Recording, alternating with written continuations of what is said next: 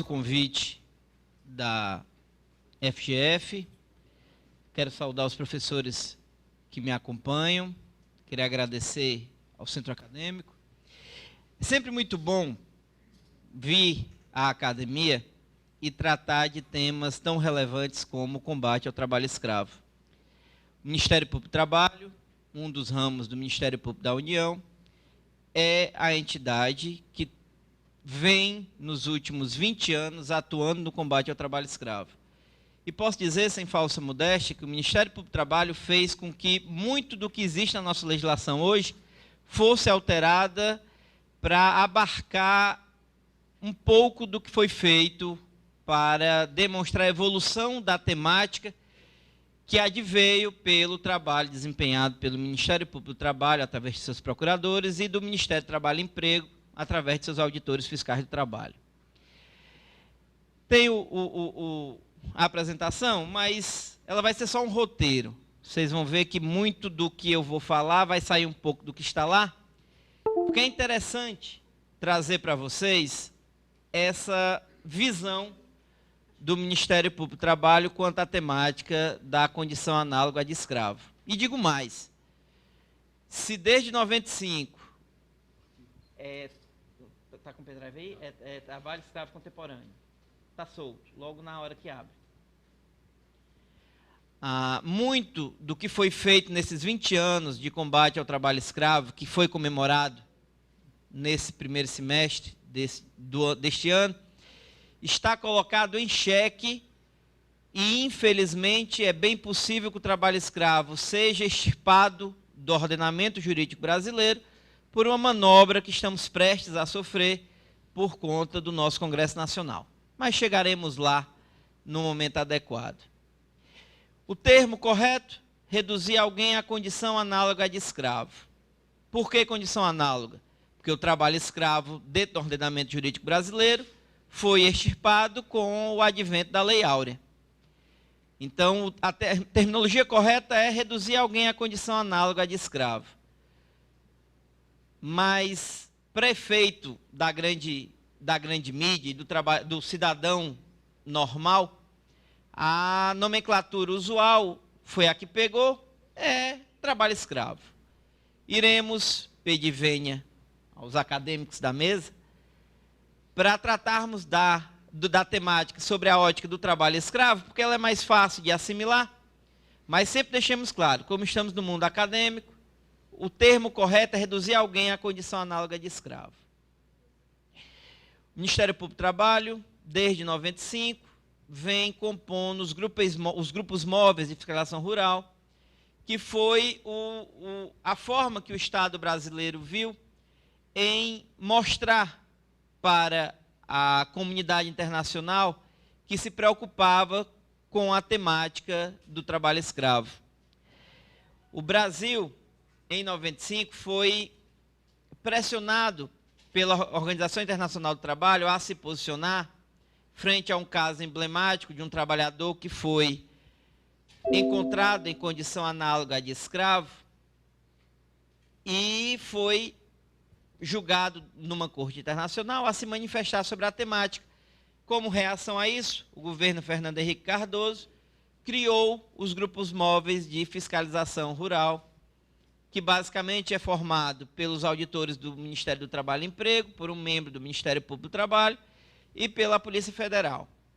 Com o decorrer dos anos, a Polícia Rodoviária Federal passou a nos dar uma assistência, até porque o seu quantitativo é um pouco maior e ela está mais disseminada, e a Polícia Federal sempre tinha uma problemáticazinha de ter contingente para nos acompanhar. Então, hoje, a Polícia Rodoviária Federal basicamente é o órgão que mais nos dá suporte no que tange à questão da segurança. O governo brasileiro, ele, com a criação dos grupos móveis, deu a ideia de que seria importante combater o trabalho escravo. Isso foi feito no decorrer dos anos, e em 2002, 2003, esses grupos móveis, com o advento do governo federal, com o advento do governo Lula, ele teve um incremento. O número de equipes foi aumentado, o Brasil, ele começou a elaborar o primeiro plano nacional de erradicação do trabalho escravo. Em 2008, esse plano foi revisado e passou a ter 2 planos.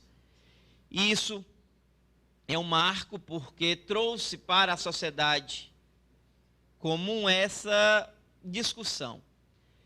E aí, quando a gente vindo para cá, o colega do CA disse, mas doutor, ainda existe trabalho escravo? Vi uma notícia de bolivianos sendo resgatados. Eu tinha noção de que só acontecia nas fronteiras agrícolas, lá pelo sul do Pará.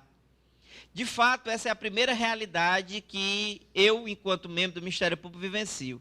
Minha primeira lotação foi no estado do Pará, em Belém, e como eu era o mais moderno da minha turma, me sobrou o trabalho escravo na divisão dos trabalhos. E eu comecei a acompanhar as fiscalizações do Grupo Móvel, e para mim foi uma experiência muito interessante. Tanto é que depois, nas minhas lotações futuras, depois do estado do Piauí e o estado do Ceará, eu já passei a me oferecer para compor a Coordenadoria Nacional de Combate ao Trabalho Escravo.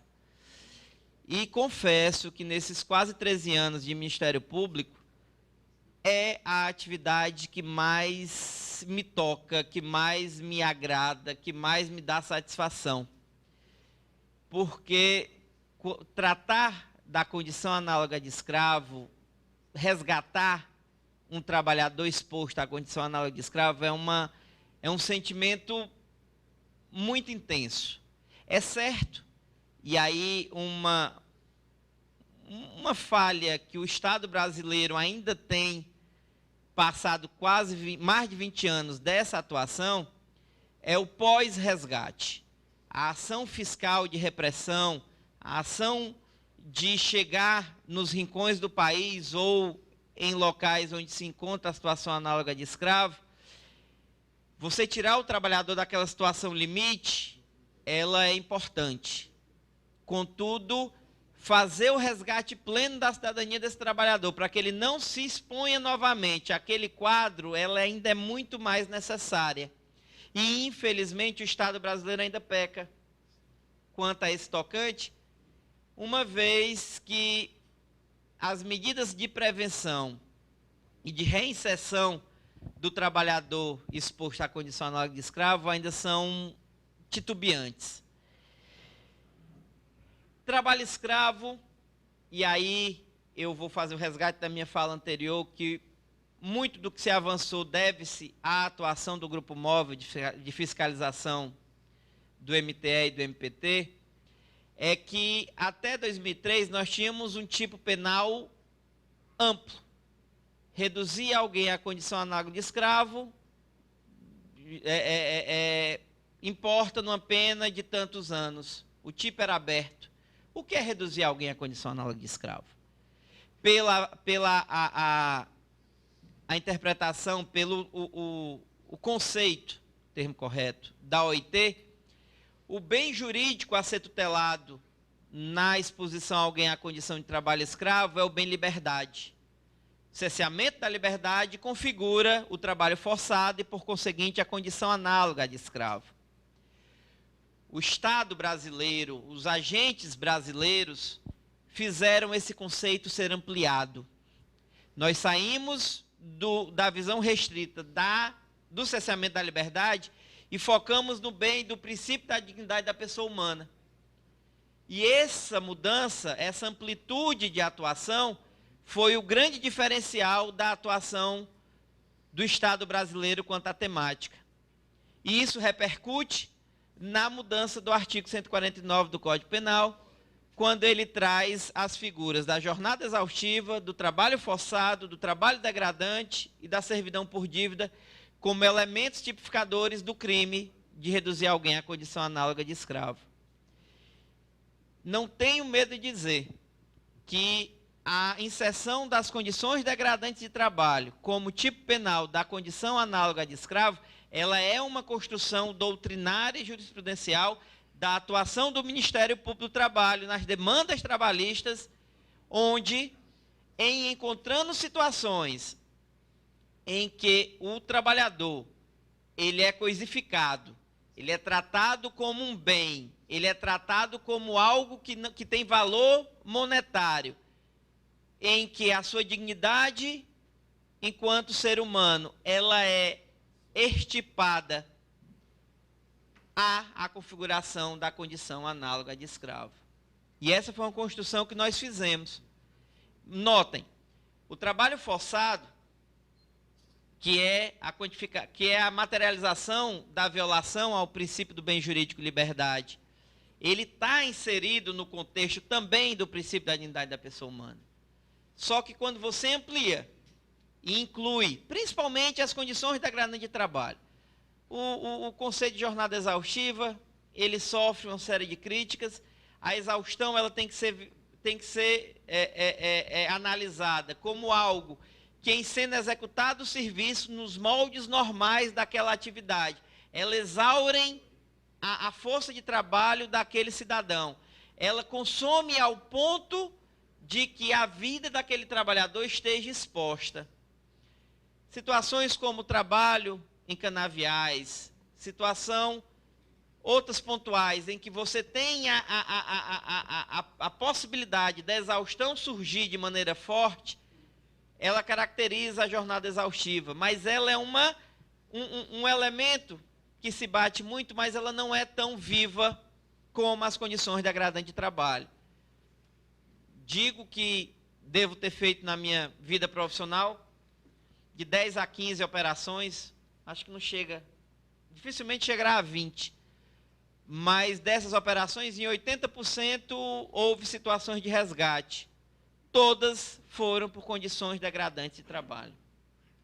E volto a dizer, condição degradante de trabalho não é um elemento isolado, não é somente a ausência de regularização da mão de obra, não é apenas a assinatura da carteira de trabalho, pagamento de salários. Isso é também, mas a ausência de condições de alojamento inadequadas, não fornecimento de água potável em condições apropriadas, caracterização do trabalhador como objeto no sentido em que ele pode ser descartado de qualquer forma, onde as condições de meio ambiente de trabalho não são observadas. Tudo isso reunido num pacote só vai ensejar a condição indigna imposta ao trabalhador e, por conseguinte, a condição degradante de trabalho. Muito se fez, muito se evoluiu, contudo, vocês devem ter tomado conhecimento, em meados do ano passado, por conta da emenda constitucional 81, surgiu um grande movimento que os defensores do trabalho decente, que combatem o trabalho escravo, nós tínhamos que era o projeto, a emenda constitucional, que expropriaria as terras em que fosse encontrado trabalho escravo, da mesma forma como acontece com as terras onde é encontrado plantações de droga, de psicotrópicos. Só que essa vitória vem como uma verdadeira vitória de Pirro, porque, e aí voltamos a sofrer os nefastos efeitos de um Congresso Nacional majoritariamente conservador, para não usar o termo direita e esquerda, que hoje a gente já não sabe muito o que é direita e o que é esquerda, mas efetivamente um Congresso conservador. Você tem um Congresso que passa a expropriação, só que com um grande preço a se pagar. O projeto de lei passou 15 anos engavetado. De uma hora para outra, ele surge como, de uma hora para outra, como um grande legado da legislatura passada, só que tinha um preço. Qual é o preço?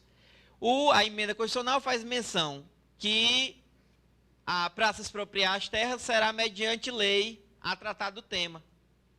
Aí vem o abraço de elefante que nós sofremos. O nosso Congresso conservador de direita, o BBB, que é a Bíblia, a bola, não, a Bíblia, a bala e o boi, diz tudo bem, a emenda passa. Agora, no projeto de lei, o conceito de trabalho degradante vai ser retirado do tipo que caracteriza o trabalho escravo.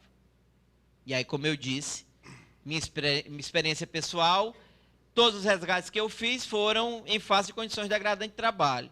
Digo que 90% dos resgates feitos foram por condições degradantes de trabalho.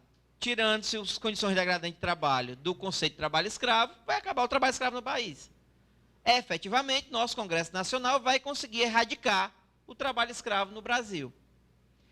Isso é preocupante porque o projeto de lei está passando de comissão por comissão a passos largos. Então, e não acredito que essa legislatura, que é tão ruim ou pior do que a anterior, ela vá mudar esse viés. Sociedade civil que trata do tema está mobilizada, mas confesso que não vejo muita esperança. Talvez a presidenta da República fizesse o veto, mas com esse poder que hoje ela demonstra não ter frente ao Congresso Nacional, não sei se essa seria uma das brigas que ela bancaria. O fato é que, infelizmente, nós estamos possivelmente expostos a uma possibilidade de retrocesso monstruoso. Pode passar. Pode passar. Aí vocês me perguntam, mas pleno século XXI, o Brasil, uma potência econômica, uma potência agrícola, por que ainda existe trabalho escravo no Brasil?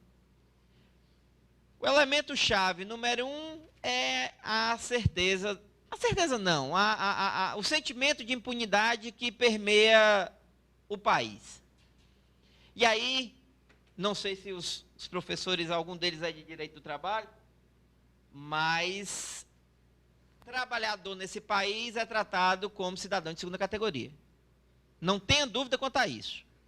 Se houver um acidente de trânsito e morrerem 5, é capa de primeira página dos jornais locais, todos comovidos pelo desastre. Se o mesmo acidente for num elevador, numa obra da construção civil, vai ter uma nota de rodapé, morreram os mesmos 5. Mas é uma nota de rodapé que nem o nome da construtora diz. Então, saibam que trabalhador nesse país é tratado como cidadão de segunda categoria. Existe uma cultura de não cumprimento da legislação trabalhista. Muitos empregadores têm aquela noção, não, vamos deixando aqui do jeito que dá, se um dia eu for fiscalizado, eu regularizo. E se eu for acionado na justiça, eu vou lá e faço um acordo. E aí, uma crítica que eu faço ao judiciário, como um todo, é que o judiciário ainda não viu a importância da coletivização dos conflitos, da necessária solução coletiva dos conflitos existentes, quer seja na esfera trabalhista, quer seja na esfera civil. Enquanto a gente estiver tratando dos problemas sobre a ótica individualista, e infelizmente o nosso processo ele é basicamente vislumbrado sobre a ótica da demanda individual, nós vamos ter sempre a possibilidade de que vale a pena descumprir a lei e apostar no tempo moroso de resolução de um processo judicial. Então, a sensação, e o termo é esse, a sensação de impunidade é algo que move. Então, você imagina a sensação de impunidade, primeiramente, nos rincões do país. Alta Floresta, São Félix do Xingu, nas fronteiras agrícolas do Centro-Oeste, onde a presença do Estado ela é minimizada, ou por uma presença muito forte do cidadão que migra, do cidadão que vem de fora de outro estado, que não tem identidade com aquela comunidade. E com a ausência da presença do poder público, principalmente federal, você tem o pacote pronto para que hajam superexplorações. E nessas superexplorações nós vamos ter a redução à condição análoga de escravo. Só que o fenômeno, e aí também por uma outra visão dos atores sociais de fiscalização, você vai vendo outras hipóteses. E aí surge, nos últimos 3 anos, a gente tira o olhar das fronteiras agrícolas, que por muito tempo foi o grande foco da atuação do Ministério Público do Trabalho, do Ministério do Trabalho e Emprego no que tange ao combate ao trabalho escravo, e a gente começa a ver algumas relações que se constroem no trabalho urbano. E aí você procura elementos que identificavam a situação no trabalho rural e você consegue ver que é uma mesma sistemática. Migração de trabalhador, que por conseguinte gera alojamentos inadequados, trabalhadores vulneráveis, você vai acabar encontrando situações de trabalho degradante. Eu digo que se você é empregador, se você é empresário, se você inventar de alojar trabalhador, se prepare. Porque existe uma grande chance de você fazer bobagem. Por quê? Porque se você traz para si a necessidade de alojar trabalhadores, você tem que alojar de maneira adequada. De maneira que até mesmo aquela comunidade ela não tenha, ainda que não fornecido pelo Estado. Isso é justo? É óbvio que é. Se você atrai o trabalhador para a sua responsabilidade, você o faz não porque você é bonzinho, mas é porque a sua atividade ela necessita daquele trabalhador alojado. Então, se você toma esta decisão de alojar trabalhadores, você tem que fazer de maneira adequada. NR17 para os trabalhadores urbanos e NR31 para os trabalhadores rurais. Tem que dar condições mínimas de habitabilidade. Água, acesso a banheiro, alimentação, porque a partir do momento que você aloja, você cria a necessidade de fornecimento de alimentação. E você tem que fazer de maneira adequada. A legislação nesse tocante ela é bem rígida. Você tem que fazer de maneira plena. Então, podem ir atrás. Vejam as notícias de trabalhadores resgatados. Vocês vão ter uma hipótese quase sempre de alojamento. Isso aconteceu e vem acontecendo no Brasil. E volto a dizer, hoje o foco do Ministério Público do Trabalho não é mais atuar apenas nas fronteiras agrícolas. E aí eu faço um corte. Minto, eu ia fazer um corte, mas eu volto o corte depois. Eu vou fazer o corte logo.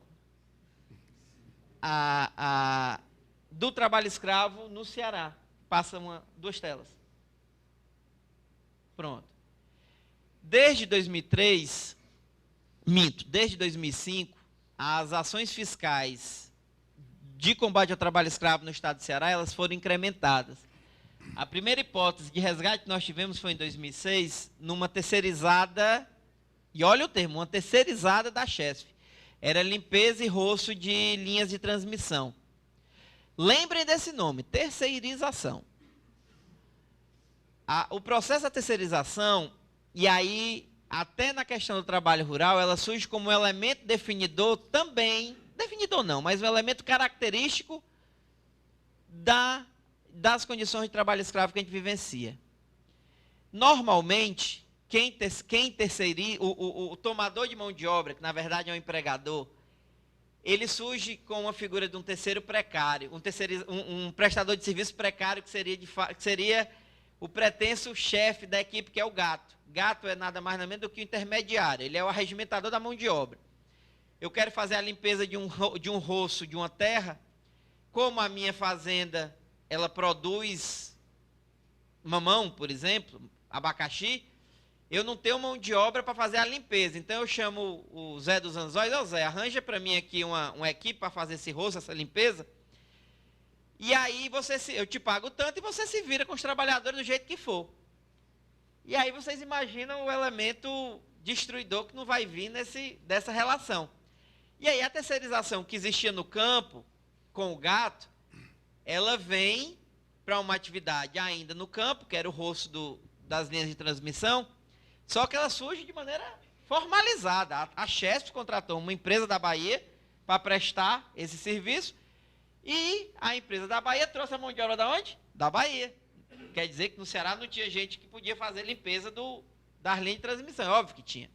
Mas para ela, para o custo dela, era mais interessante arranjar 30, 40 homens, alojar de qualquer jeito e tocar o barco para frente. Elemento de imigração, alojamento inadequado, condições inadequadas de prestação de serviço, junta tudo isso, a própria chefe denuncia ao Ministério Público do Trabalho a condição dos trabalhadores terceirizados dela.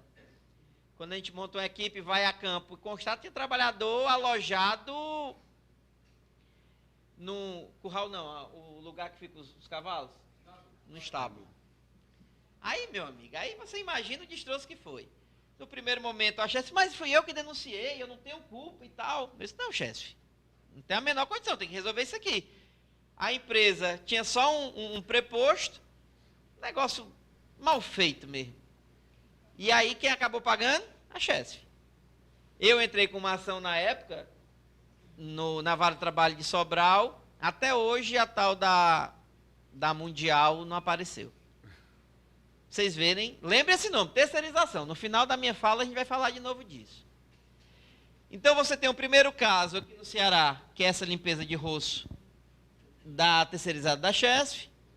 Em 2007 você tem encontrado, o resgate lá foram 88 trabalhadores. Vejam que além dessa situação da Carnaúba, Carnaúba vou chegar já, da limpeza de roço, nós tivemos também uma situação da cana-de-açúcar, uma empresa lá para o lado do Iguape. Mas você já vê que não é um número tão irrelevante. 88 trabalhadores resgatados em 2006. Eu acho que o pessoal da Mundial eram cerca de 50 trabalhadores. Em 2007 você já tem situações na cana-de-açúcar e no melão. Em 2008, na cana-de-açúcar e no carvão. Carvoaria sempre foi um grande problema nesse país. Mais uma discussão de terceirização. A indústria siderúrgica comprava todo o carvão que era produzido no país, só que ela não se preocupava quanto à origem. O que me importa é o caminhão que chega aqui para eu comprar o carvão. De onde esse carvão vem, a mim não interessa. E durante muitos anos, os colegas do Pará e do Maranhão fizeram uma briga muito forte com o setor do carvão, e muito se avançou lá. Mas era porque, normalmente, o beneficiário da cadeia, onde se encontra o trabalho escravo, ele lava as mãos e diz, olha, não tenho nada a ver, eu só quero o produto final que me interessa. Nós vamos ter essa discussão já, com outro produto, que vai chegar já aqui no Ceará. 2009 foi lenha, e aí você vê uma situação engraçada. Ninguém se preocupa quem fornece a matéria-prima para a queima tanto das nossas churrascarias quanto das nossas cerâmicas. E como a gente tem a ilusão que no Ceará só tem caatinga e, portanto, a nossa reserva florestal ela é insignificante, ninguém dá vazão a isso. Mas nós encontramos trabalhadores aqui na região próxima a Limoeiro, Ibicuitinga, por ali, onde era a cena típica dos barracões de lona, nesse caso não era preta, de lona amarela, que eu vivenciei no sul do Pará. O barracão, as estacas, trabalhadores amontoados, trabalhadores menores de idade também. Se eu tirasse aquela foto e jogasse em qualquer palestra que eu dava em 2005, 2003, lá no Pará, ninguém ia achar diferença nenhuma. E nós estávamos falando de Bicuitinga, no sertão cearense. 2013, aí surge um novo elemento, que é a extração do pó da carnaúba. Eu me atrasei hoje, porque eu estava exatamente numa audiência com produtores rurais, com a Federação Cearense da Agricultura, com a FIEC e o Sindicato das Empresas da Carnaúba aqui no Ceará, do pó da carnaúba, porque o pó da carnaúba, a carnaúba ela tem uma proteção natural contra a falta d'água, que faz com que crie um pó e esse pó ele tem um valor agregado monstruoso, tanto para a indústria de cosméticos quanto para a indústria eletrônica. Existe até chip feito do pó da carnaúba. Ele é o terceiro produto da pauta de exportação do estado do Ceará. E desde 2013, nós já resgatamos mais de 250 trabalhadores na atividade da extração do pó da carnaúba no estado do Ceará. No estado do Piauí, o quantitativo de pessoas é tão ou maior do que esse. E acho que vocês viram notícia uma semana atrás de trabalhadores que foram resgatados no Piauí em condições análogas de escravo na extração do pó da palha da carnaúba. E nessa discussão que nós trouxemos, e era a grande necessidade dentro de uma propositura de uma agenda de trabalho decente, é que nós precisaríamos que a indústria se engajasse como a indústria da siderurgia nacional o fez, porque hoje o produto agregado pó da carnaúba, que tem sua destinação, desculpem, toda voltada à pauta comercial do exterior, ela vem se beneficiando de mão de obra escrava. E até agora, a indústria ficava se esquivando, dizendo, ó, eu só recebo o pó da carnaúba, não sei quem são os produtores, não tenho nada a ver com isso. E a gente sabe que para se solucionar essa cadeia produtiva, a indústria vai ter que participar de maneira ativa. Se não o fizer, melhorando o preço, de certa forma, regulamentando ou cadastrando quem são os produtores rurais, nós vamos ter dificuldade. E aqui tem um problema ainda maior. Não é agricultura, é uma atividade extrativista. Terras onde há carnaúba, normalmente não há uma outra atividade produtiva. E o extrativista não é o dono da terra. Cria-se uma relação de arrendamento da terra para com o extrativista. E esse o faz, só que gira muito dinheiro nesse setor.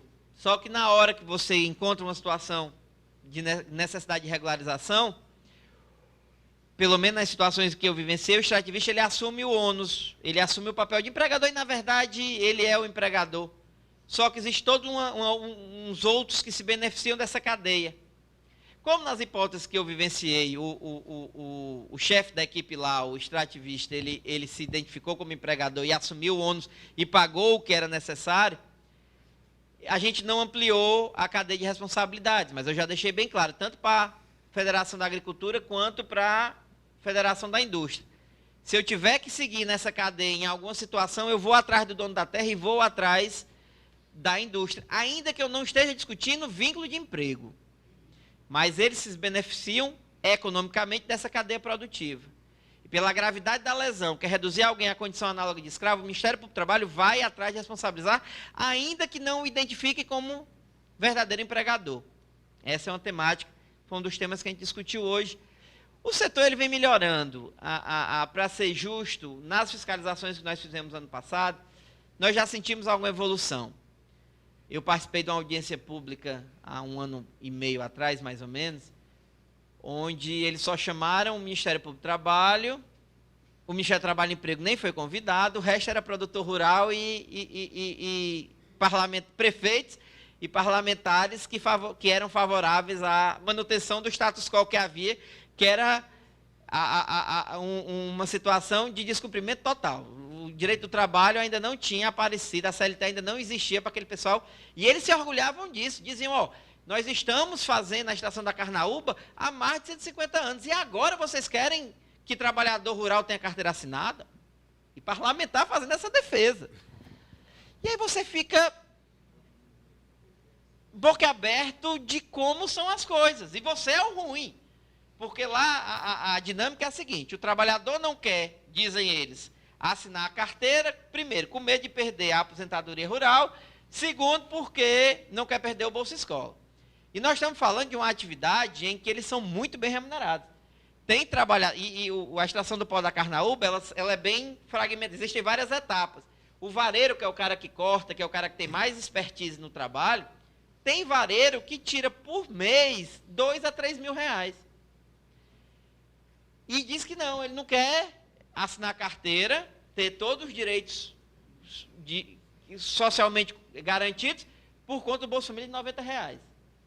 Mas o pior é que tem um fundo de verdade nisso.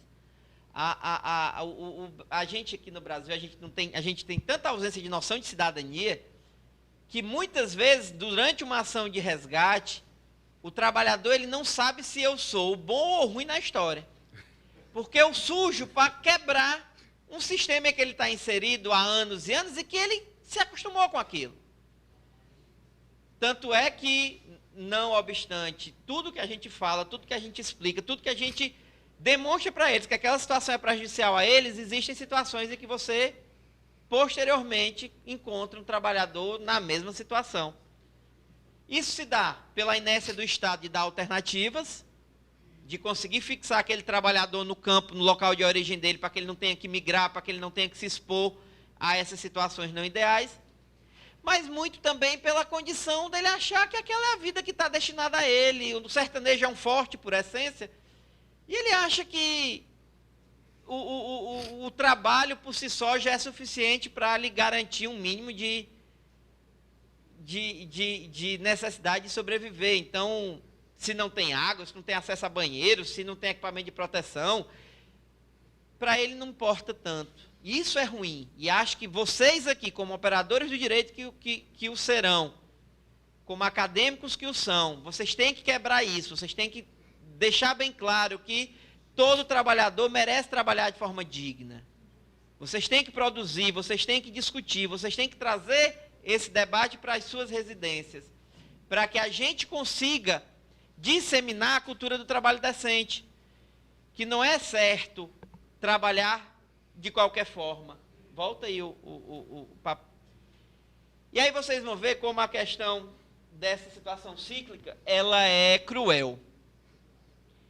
O perfil do trabalhador escravizado, normalmente homem, 77% do que já foi encontrado de natureza nordestina, de origem nordestina, 80% negros ou pardos, a grande maioria analfabetos funcionais. A grande maioria, quando não se diz analfabeto, só escreve o nome. Em média, 31 anos, sem qualificação profissional. Cerca de 92% trabalharam antes dos 16 anos, ou seja, foram expostos precocemente ao trabalho infantil. Eu sei que muitos de vocês ainda podem ter aquela noção de que é melhor estar trabalhando do que estar no meio da rua fumando, se drogando, cometendo crimes. Só que essa equação não é a correta. A resposta ao narcotráfico, à violência, à exploração não é o trabalho, e sim a educação. Temos que combater o trabalho infantil com unhas e dentes, porque a exposição precoce ao trabalho cria situações de que aquele trabalhador ele não consegue quebrar essa corrente que vai cercá-lo já na infância. É imprescindível que vocês tenham um olhar crítico, principalmente ao que a gente vê no dia a dia nesses programas policiais. Tem um ou dois aí que fazem a apologia ao trabalho infantil, sim. Que dizem, está assim porque não está trabalhando, e ainda fica fazendo crítica a nós, atores sociais, que combatemos o trabalho precoce. E pior, vocês verem como nós estamos passando por um momento de crise legislativa nesse país. Há um projeto de lei, há um projeto de lei que está passando por algumas comissões no Congresso Nacional para reduzir a idade mínima de trabalho, para deixar de ser 16 para passar a 14. Porque hoje é 14 na condição de aprendiz. 16 para qualquer trabalho que não seja naquelas hipóteses de exposição negativa ao trabalhador. Horário noturno, atividades incompatíveis com o desenvolvimento social, com aquelas restrições. Então, hoje nós temos uma possibilidade do Brasil também reduzir a idade mínima para o trabalho. Para vocês verem como quem atua sobre a ótica dos direitos sociais está sendo diuturnamente alvejado com esse nosso Congresso Nacional retrógrado, conservador, e posso não dizer irresponsável, porque o o legado que eles podem deixar pode afetar-nos durante anos e anos, e muito do que nós conseguimos caminhar e progredir no aspecto do direito social ser objeto de recuo. Pode passar. Aí passa. Aí foram os municípios onde nós encontramos os problemas do trabalho escravo.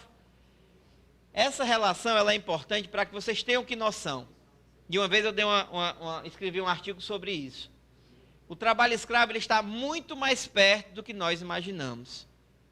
Aquela história de que o trabalho escravo isso não, é uma realidade que não está próxima a mim, portanto é um tema que não me provoca, não me cria nenhum tipo de ressalva. Essa realidade mudou. As condições de trabalho migrantes, dos migrantes bolivianos, agora dos migrantes haitianos. O Brasil, por conta do desenvolvimento social vivenciado nos últimos... Me vejam, é questão do tempo, viu? Vivenciado esse boom econômico que nós vivemos e que, infelizmente, hoje estamos vivendo um momento de retrocesso. Dá 5 minutos. Nós atraímos bastante gente para o Brasil sobre a ótica da... Vai passando agora. Aqui agora pode apagar a luz para ficar melhor de verem as fotos. Mais do que tudo que eu disse aqui, eu acho que é importante algumas imagens que elas vão fixar melhor do que eu disse. Essas fotos elas demonstram situações de alojamento. Pode ir passando. Qualquer coisa passa e volta. Aqui eram situações vivenciadas no estado do Ceará. Pode fechar a luz. Pronto. Isso era um fogão. Aí eram trabalhadores... Pode passar.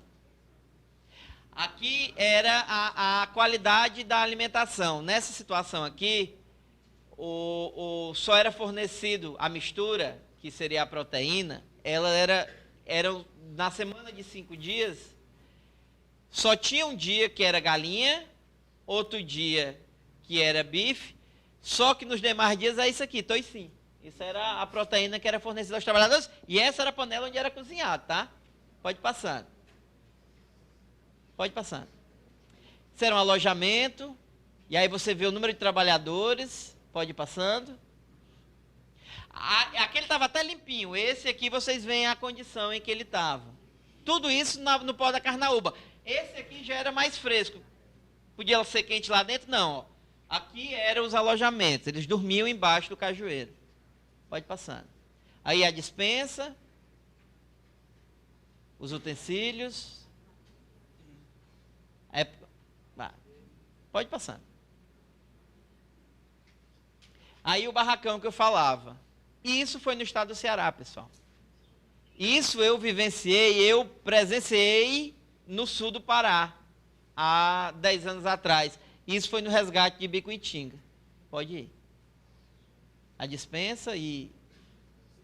Aí o que você via de equipamento de proteção, que era o... Pode ir. O banheiro que não funcionava, ele lá estava protegido. E aí virava a cozinha. Aí era a água que era consumida. Pode passar. Outro alojamento.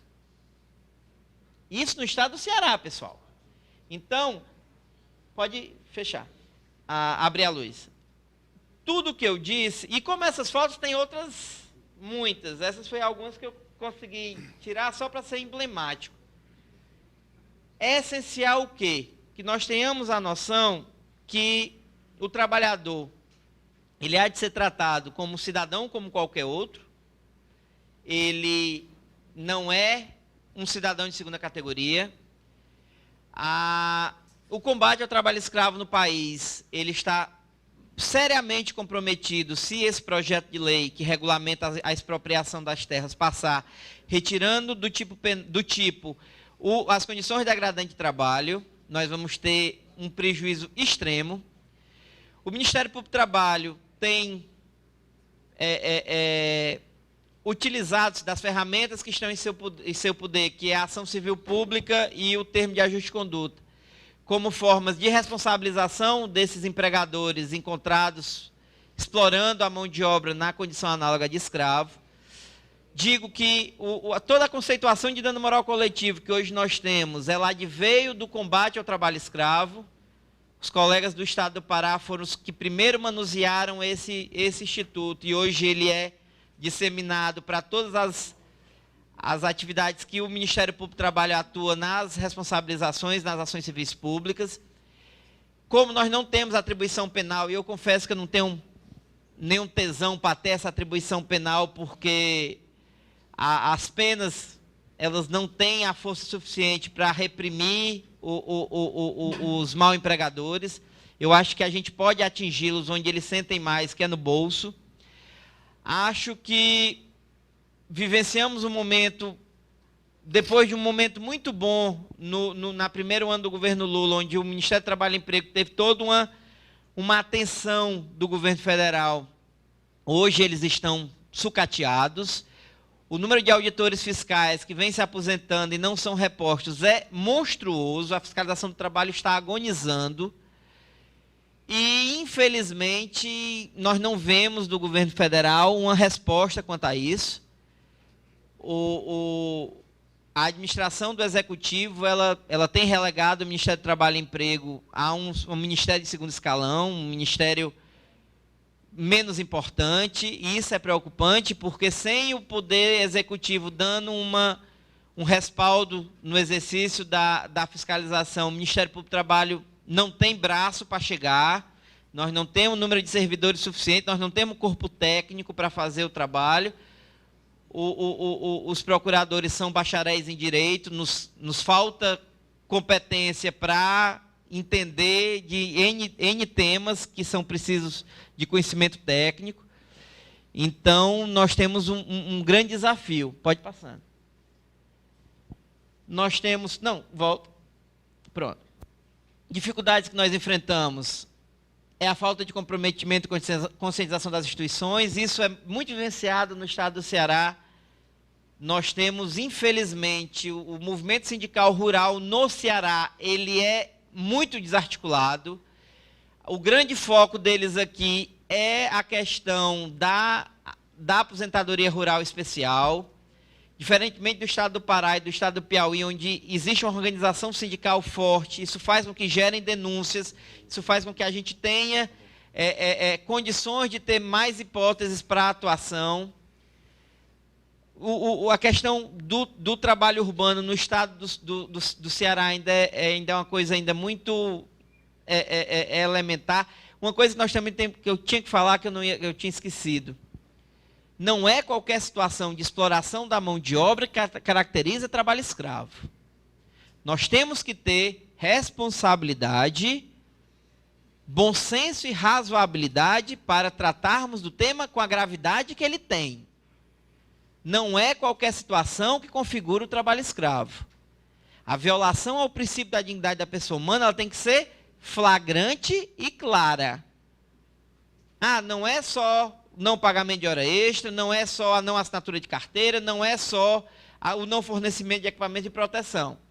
Pode ser tudo isso reunido que pode vir a configurar. Mas nós temos que ter responsabilidade, por quê? Porque por muito tempo os opositores ao combate ao trabalho escravo exatamente diziam qualquer situação eles acham, uma mera irregularidade trabalhista é tida como uma situação de superexploração. Não é bem assim. E eu me sinto muito à vontade para falar, porque já fiz N fiscalizações em que havia denúncia de trabalho escravo, e quando a gente foi a campo, foi atrás de ver, não eram hipóteses de condição análoga de escravo. Doutor, podia até haver exploração, mas não chegava a configurar. É importante que... Só a última slide. Último mesmo, pode ir até o fim. É importante... Pode passar. Pronto. É importante que nós tenhamos dentro de nós que nenhum trabalhador tem que se arriscar para ir ao trabalho, que nenhum trabalhador tem que ter como incerta a condição de trabalho que vai ser oferecido a ele. Se tiverem notícia de trabalhadores sendo arregimentados para trabalhar fora do Estado, denunciem, para que a gente faça o controle desse fluxo migratório. O trabalhador, quando ele é contratado para trabalhar fora, ele tem que saber, ele já tem que ir com carteira assinada, ele tem que saber onde vai trabalhar, ele tem que saber onde ele vai morar, ele tem uma série de obrigações que o empregador tem que se responsabilizar. A mensagem que eu queria dizer é: trabalho escravo pode estar muito mais perto de vocês do que vocês imaginam.